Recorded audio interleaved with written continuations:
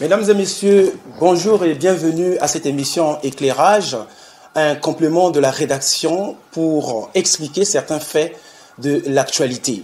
Nous recevons aujourd'hui Monsieur Pascal Tsatsima Biala. Il est premier secrétaire de l'Union panafricaine pour la démocratie sociale, l'UPADS, le parti de l'ancien président Pascal Lissouba.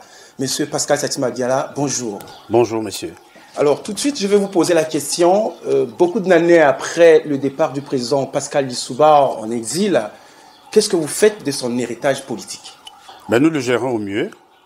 Nous le gérons comme lui-même l'aurait fait. Mais évidemment, on ne peut pas atteindre ses performances, ses talents.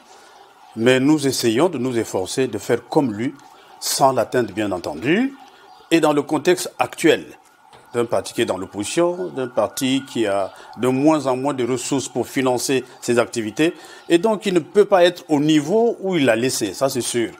Mais, soyez-en sûrs, et les militants du UPADS qui m'entendent savent que cet héritage, nous n'avons jamais le liquidé. Nous le passerons à d'autres générations, et c'est ce à quoi moi-même je me prépare d'ailleurs. Je rappelle également que vous êtes député de l'Oudima, élu depuis pratiquement 1992. Vous avez été candidat à la dernière élection présidentielle. Votre parti a également obtenu un nombre important des élus, donc des députés à l'Assemblée nationale, ce qui fait de vous aujourd'hui chef de l'opposition congolaise. Et à ce titre, je crois, vous avez fait des déclarations, vous avez fait une proposition que l'année prochaine, nous irons à l'élection présidentielle, donc 2021, mais d'après votre regard, votre propre lecture, vous estimez que si on organise l'élection présidentielle en 2021, on ne serait pas prêt, il est mieux de donner à l'actuel président une transition de 2 ans, le temps de préparer l'élection. Est-ce que vous pouvez expliquer votre pensée? Vous le dites si bien, je suis très heureux que vous le disiez si bien.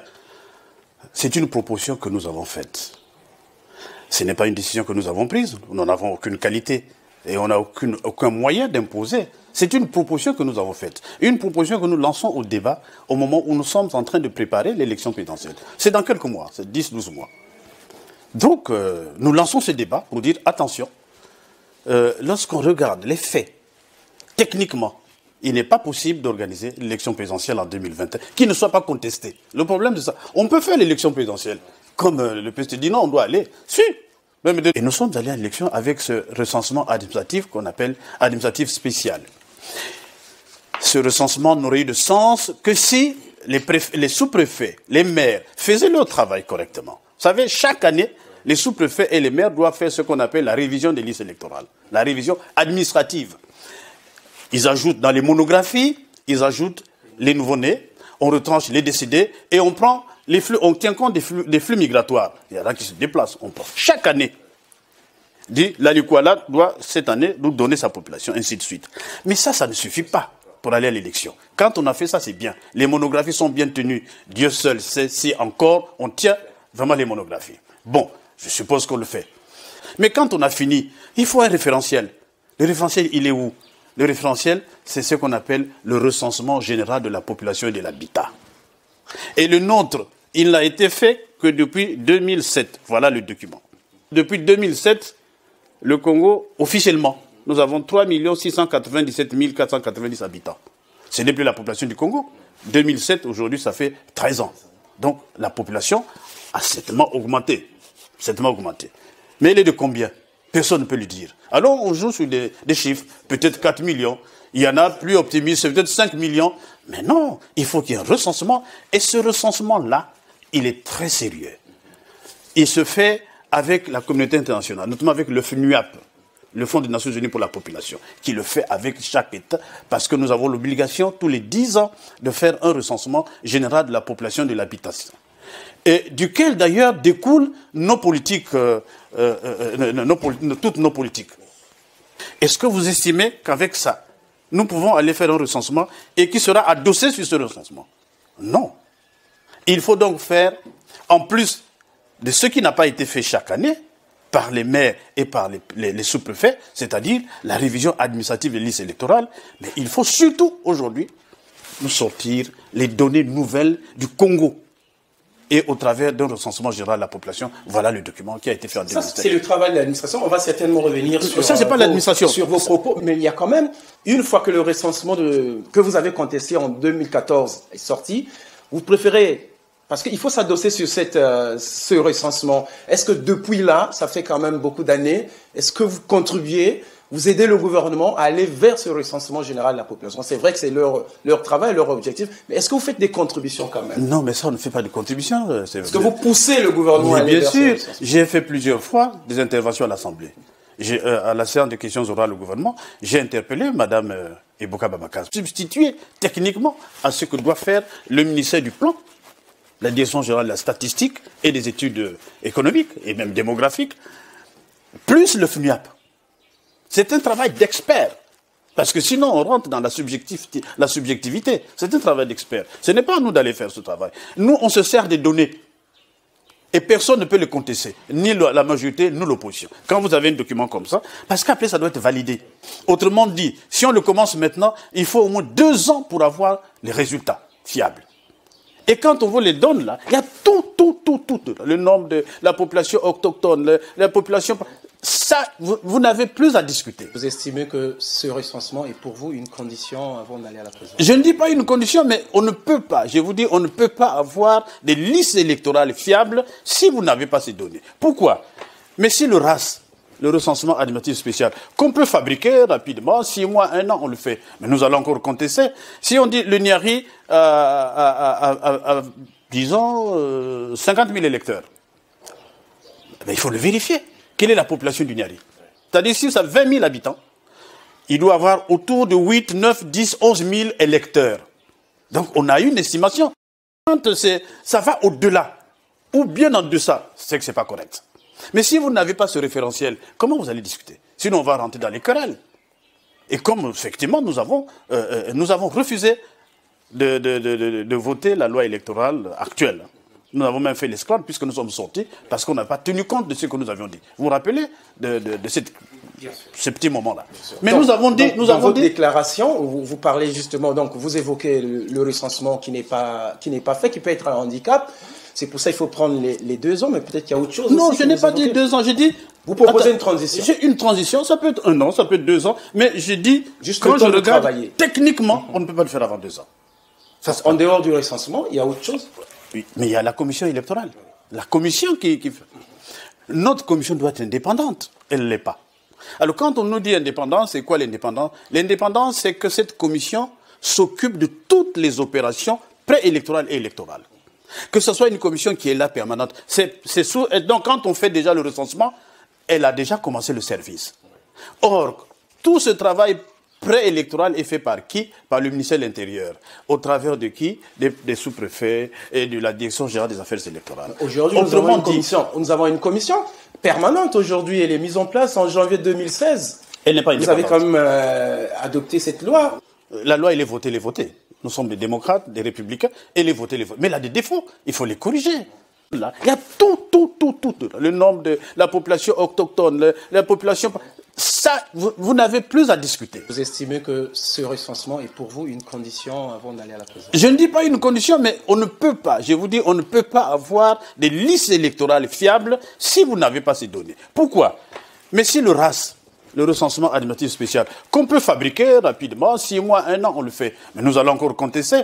Si on dit le Niari disons, 50 000 électeurs, ben, il faut le vérifier.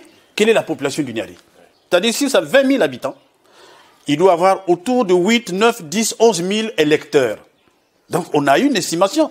Quand ça va au-delà, ou bien en deçà, c'est que ce n'est pas correct. Mais si vous n'avez pas ce référentiel, comment vous allez discuter? Sinon, on va rentrer dans les querelles. Et comme, effectivement, nous avons refusé de voter la loi électorale actuelle. Nous avons même fait l'esclave puisque nous sommes sortis parce qu'on n'a pas tenu compte de ce que nous avions dit. Vous vous rappelez de ce petit moment-là? Mais donc, nous avons dit... Dans votre déclaration, vous parlez justement, donc vous évoquez le recensement qui n'est pas fait, qui peut être un handicap. C'est pour ça qu'il faut prendre les 2 ans, mais peut-être qu'il y a autre chose. Non, je n'ai pas dit 2 ans, j'ai dit... Vous proposez une transition. J'ai une transition, ça peut être 1 an, ça peut être 2 ans, mais j'ai dit, juste quand je regarde, techniquement, on ne peut pas le faire avant 2 ans. En dehors du recensement, il y a autre chose? Oui, mais il y a la commission électorale. La commission qui fait. Notre commission doit être indépendante. Elle ne l'est pas. Alors quand on nous dit indépendance, c'est quoi l'indépendance? L'indépendance, c'est que cette commission s'occupe de toutes les opérations préélectorales et électorales. Que ce soit une commission qui est là permanente. Donc quand on fait déjà le recensement, elle a déjà commencé le service. Or, tout ce travail préélectoral est fait par qui? Par le ministère de l'Intérieur. Au travers de qui? Des sous-préfets et de la Direction générale des affaires électorales. Aujourd'hui, nous avons une commission permanente aujourd'hui. Elle est mise en place en janvier 2016. Elle n'est pas indépendante. Vous avez quand même adopté cette loi. La loi, elle est votée. Nous sommes des démocrates, des républicains, elle est votée, Mais elle a des défauts, il faut les corriger. Il y a des défauts, il faut les corriger. Nous avions voté. Parce que nous, on a joué le jeu. C'est ça aussi, l'UPADES. On ne le reconnaît pas. À la limite, quand je dis nous avons un peu aidé le gouvernement, mais ça tient bien là, mais c'est on pense que vous êtes trop conciliant aussi. Il est trop conciliant, trop conciliant. Et vous-même, vous d'ailleurs, vous contribuez à me charger. Mais nous avons dit, mais devant l'impossible, on ne peut rien. Mais nous avons dit, attention, mais il faut maintenant qu'on règle ces problèmes. Nous avons le temps. Et à Ouesso, nous sommes allés à la concertation de Ouesso, en 2017. Où on a dit... vous discutez des activités de cette commission permanente? Elle est dite paritaire. Vous savez, la parité, c'est quoi deux? C'est ça la parité. Elle est dite paritaire. Mais chez notre parité, il y a le pouvoir, il y a l'opposition, il y a le centre, il y a la société civile qui n'ont rien à voir. La société civile, ce n'est pas son rôle ailleurs. Mais chez nous, la société civile devient partie prenante. Les partis du centre, je ne jette pas l'opprobre sur des amis pour lesquels j'ai beaucoup de respect. Mais s'il vous plaît, quand vous regardez, tout ça, c'est le pouvoir. S'il vous plaît. Ils ont beau faire des déclarations pour affirmer leur indépendance, mais quand on regarde, c'est toujours des appendices du pouvoir. Donc, en réalité, on devait avoir deux. L'opposition et le pouvoir. Et le pouvoir peut intégrer tout ce monde-là dans son quota. Et face à face, il y a la majorité et l'opposition. Or, ce n'est pas ça, la commission électorale indépendante. Voyez-vous? Donc, il y a une surreprésentativité du pouvoir. Parce qu'en plus de ce qu'est les majorités, et donc il doit avoir plus que l'opposition, c'est normal. Ce n'est pas égalité, mais c'est l'équité. Mais en plus, il y a une surreprésentativité parce que s'intègre à elle le centre, la société civile, en fait, qui sont des appendices du pouvoir. Je ne jette pas l'opprobre sur ces camarades, qui sont des camarades de valeur, mais c'est la réalité. Et donc, la question de parité, elle est faussée. Et nous demandons donc que tout ceci soit réparé, qu'il y ait une vraie commission. On me dit, est-ce qu'en France, il y a des commissions? C'est le ministère de l'Intérieur qui gère. Est-ce qu'aux États-Unis? Ouais, c'est l'administration. Mon Dieu. Mais là-bas, il y a une administration. Ici, on a des militants. Les sous-préfets, c'est des militants du PCT. On a beau leur demander d'être indépendants, mais ils ont en eux, dans leur ADN, ils sont PCT. Ils travaillent pour le PCT, pour le pouvoir, pour qu'ils y restent. Donc, on ne peut pas compter sur cette administration. Si nous avions une administration autonome, véritablement autonome, comme elle l'est dans ces pays, il n'y aurait pas de problème, on n'aurait pas besoin d'une commission électorale. Est-ce que tout cela, votre insatisfaction, peut justifier la démarche que vous avez entamée envers les représentations diplomatiques qui sont ici à Brazzaville? Comme nous expliquons à la presse, comme nous expliquons à ceux qui représentent ces pays, pour dire, voilà la situation dans notre pays, et vous avez le devoir aussi de le savoir. Peut-être aussi d'en informer vos pays respectifs. Il n'y a aucun problème. Nous n'avons enfreint aucune règle de courtoisie diplomatique. Nous sommes allés les voir. Ils nous ont d'ailleurs bien reçus. Nous avons exposé. Mais ils le savent de toute façon.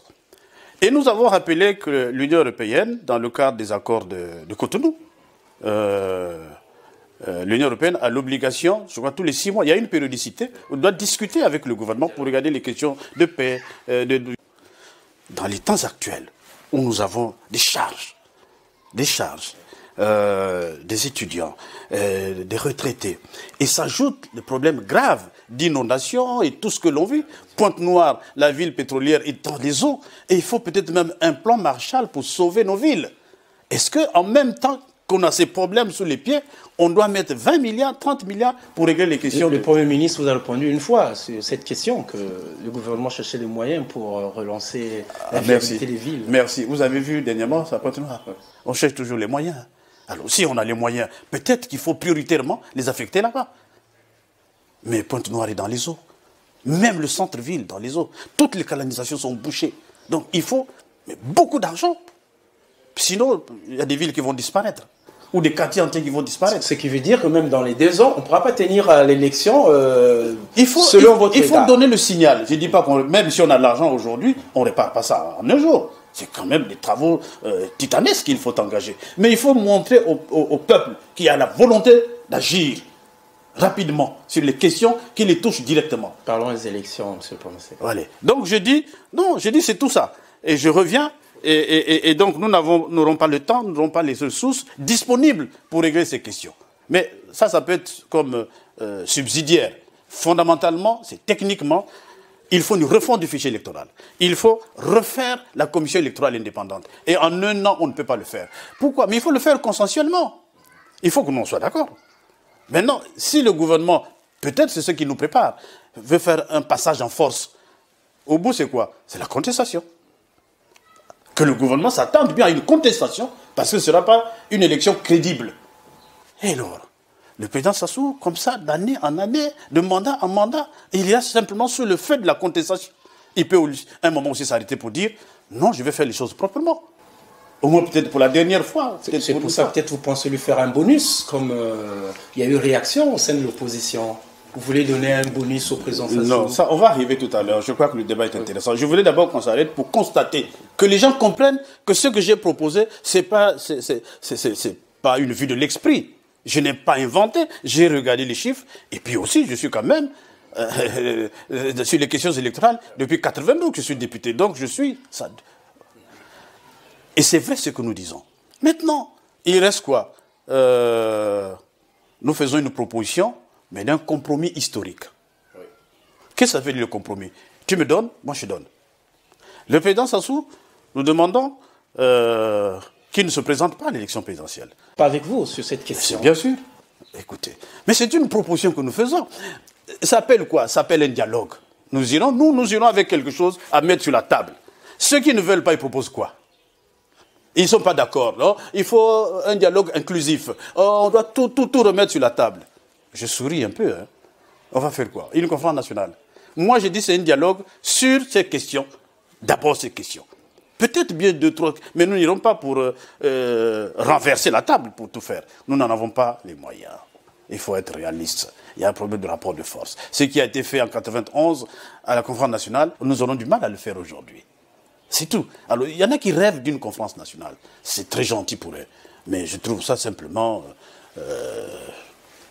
c'est ça la vue de l'esprit. On ne peut pas le faire. Comme on dit, il faut manger morceau par morceau. Si on peut obtenir d'abord qu'on se retrouve avec le pouvoir pour régler la question de l'élection présidentielle, et peut-être que, chemin faisant, on peut ajouter un deuxième point à l'ordre du jour, c'est déjà beaucoup. Mais si nous allons avec des exigences, il faut tout ça. Il faut régler tous les problèmes du Congo, depuis le commencement, peut-être même jusqu'à la fin. Le pouvoir dira, ah bon, vous venez ici, c'est pour couper des têtes. Mais non, on ne veut pas. Voyez-vous? On ne peut pas les appeler en même temps, vous dites, on vient vous fouetter. Non, il faut qu'ils soient rassurés que nous venons pour discuter en patriotes, aimant leur pays, pour poser les vrais problèmes et arriver à des solutions convenables pour les uns et pour les autres. Mais il ne s'agit pas de préjudicier un camp. Ah non, moi je suis un homme juste. Donc quand je dis le compromis historique, on prolonge le mandat du président de 2 ans pour avoir cette transition et pour régler ces questions-là. Mais en contrepartie, le président n'est pas candidat. Alors je vous dirai pourquoi, si vous voulez. J'ai écouté le PCT. La première réaction, c'est une levée de bouclier. Hein. Moi, je rigole. Et les premiers qui ont parlé, c'est bon, en dehors du PCT, il y a les partis alliés. Je vais prendre un exemple. Les partis alliés de Pointe-Noire. Le président Sassou en 2016 a été humilié à Pointe-Noire. Alors, ces gens qui parlent là, Sassou doit être candidat. Sassou doit être candidat. Et qu'est-ce qu'ils ont fait en 2016? Pourquoi ils n'ont pas voté massivement pour lui? C'est là qu'il a été humilié, le président Sassou. C'est mon coco qui a gagné. Et ceux qui parlent, les premiers qui parlent, là-bas, j'écoute, ce sont les partis alliés qui sont de Pointe-Noire. Mais la démonstration qu'ils auraient faite, c'est de voter massivement pour le président Sassou et éviter à leur champion une humiliation à Pointe-Noire. Ça, c'est des histoires, je ne crois pas. Voyez-vous, on dit souvent... On ne porte pas sur cette démarche-là. Mais laquelle? La fédération de l'opposition. Qui dit quoi? Le collectif des partis de l'opposition qui pense que vous voulez servir à M. Sassou un gâteau sur le plateau. Mais quel gâteau? Qu'il reste pendant la transition et puis en plus... Mais autrement dit, alors autrement dit, bon, ok, ils vont faire les élections. Ils peuvent faire les élections. Hein. Le PT peut faire ces élections-là. Et eux qui parlent là, ils n'arrêteront pas. M. Sévérin, ils n'arrêteront pas. Et M. Sassou prendra 5 ans. Au lieu de 2 ans, il en prendra 5. Et il pourra encore en prendre 5. Jusqu'à épuisement de ses forces. C'est ça qu'ils veulent, eux. Et pas le peu que moi je propose. Je n'ai pas bien compris. Si c'est ça leur proposition, mais qu'ils le disent. Parce que je n'ai pas entendu. Ils sont d'accord pour le dialogue. Madame Mounari a dit qu'elle ne croit pas à une élection présidentielle qui pourrait se tenir en 2021. Quand même, j'ai entendu. Bon, beaucoup de nuances. Mais après, elle vous dit quand même, vous n'avez pas le droit de donner les bonus au président qui arrive à la fin de son mandat. Mais enfin, bon sang, c'est quoi le compromis? C'est un compromis. Nous donnons, lui donne. Et nous sommes quittes. Nous avons le pouvoir. En 2023, on peut prendre le pouvoir. Et il y aura une alternance paisible, apaisée, sans effusion de sang. C'est possible. Et même dans votre parti aussi, les gens l'idée ne fait pas l'unanimité. Mais nous sommes un parti démocratique. Hein. Chez nous, on débat. Ce n'est pas l'unanimisme. Dieu merci d'ailleurs. Nous ne sommes pas un parti unanimiste. On est un parti démocratique. Il y en a qui sont contre, mais la majorité est d'accord. S'il y a 2 ou 3 qui ne sont pas d'accord, c'est de leur droit. Ce que je regrette, c'est qu'il pas les moindres aussi. Votre numéro 2 qui s'oppose à ça. Il peut être le numéro 2, il peut être le numéro 3, mais ce n'est pas la majorité qui a parlé. Un parti ne se gère pas parce que le numéro 2 n'est pas d'accord. C'est bien. Mais sauf qu'il n'a pas dit ce qu'on devait faire. Il a dit seulement, je n'ai pas été consulté, ceci, c'est cela. On n'a pas consulté les instances. Nous ne fonctionnons pas comme ça. C'est une proposition que nous avons faite. Quand nous prendrons la décision, écoutez-moi bien, quand nous irons à ce dialogue que nous appelons de tous nos voeux, si nous y allons, des décisions sortiront. Pour les appliquer, à ce moment-là, il faudra que les instances délibérantes soient convoquées. Mais pour le moment, on fait une proposition qui relève du pouvoir du chef du parti que je suis. On va compter c'est quoi? Et ce n'est qu'une proposition. Alors lui, il comptait, il n'a pas été... Nous avons un débat là. Et qu'est-ce qu'on a proposé? Rien du tout. Que la querelle, que la querelle. Moi, je me suis éloigné de la querelle. Ce n'est pas ça. Et nous, je suis heureux qu'il y ait comme ça des débats contradictoires en notre sein pour montrer à tous ces partis que l'UPADES, ce n'est pas un parti unanimiste, c'est un parti démocratique. Il y a des opinions. Mais ce qu'on retient, c'est l'opinion majoritaire.